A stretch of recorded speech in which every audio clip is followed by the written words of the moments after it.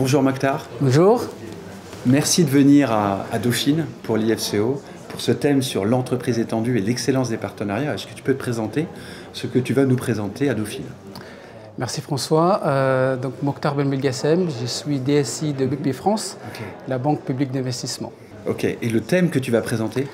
Ce matin, j'interviens sur un sujet qui est très important, dans lequel on est embarqué depuis quelques temps, un mouvement que toutes les DSI sont en train de vivre, qui est la DSI Business Partner. Un grand sujet, en effet. Un grand sujet, un vaste sujet. Quels sont les freins principaux ou les enjeux principaux qu'il y a derrière ce DSI Business Partner? Plusieurs freins, je vais en citer deux essentiellement. Le premier sujet, le premier frein, c'est le frein IT. Nous avons au niveau des entreprises comme Bpifrance et très généralement, plus généralement dans le monde bancaire, un système d'information qui manque d'agilité.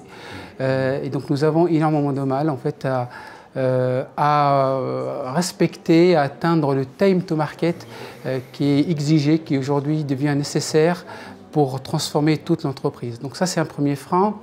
Le deuxième frein, c'est la transformation culturelle.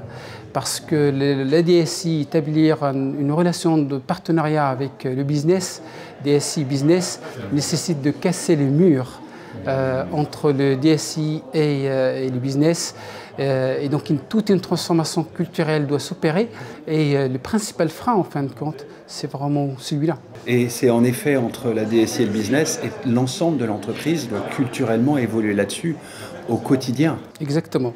C'est une transformation de l'entreprise dans sa globalité. Il faut vraiment bien comprendre que le mouvement dans lequel on se trouve actuellement par rapport à la transformation IT, c'est un mouvement global qui embarque toute l'entreprise. Il faut absolument le prendre comme un sujet transverse de transformation de l'entreprise dans sa globalité. Ok, très clair. Et si on avait un dirigeant ici, un membre de COMEX, de CODIR, un DSI, un responsable business, c'est quoi le message clé, la première action à mettre en œuvre que tu lui conseillerais?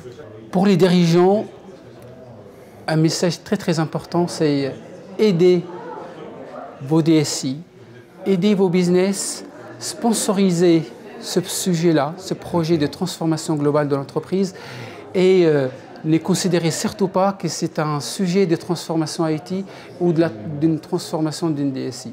Prenez le sujet dans sa globalité.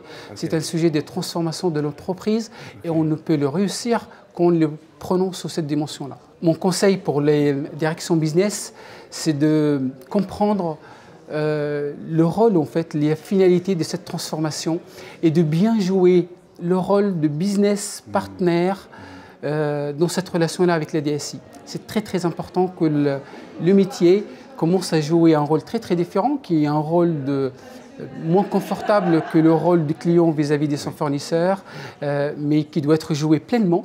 Et les business ont un rôle très clé là-dedans. Et mon rôle pour la DSI, justement, c'est de tourner encore plus vers le business. C'est de tourner vers les clients finalement et de casser le mur à la fois avec le business, mais aussi à l'intérieur de la DSI, entre les différents strates de l'IT. On n'atteindra pas la finalité globale de ce partenariat-là si on n'arrive pas à casser tout le mur de A jusqu'à Z. Ok, exactement. Et un message fort qu'on partage, quand on en avait parlé, c'est qu'il n'y a pas de relation gagnant-perdant. Business, DSI, il n'y a que des relations gagnant-gagnant, même DSI avec leurs propres fournisseurs. Donc casser cet état d'esprit client-fournisseur qui met des niveaux différents pour ensemble avoir des objectifs communs à partager. Exactement. Merci beaucoup Mokhtar. Merci François. Bonne continuation. Merci bien.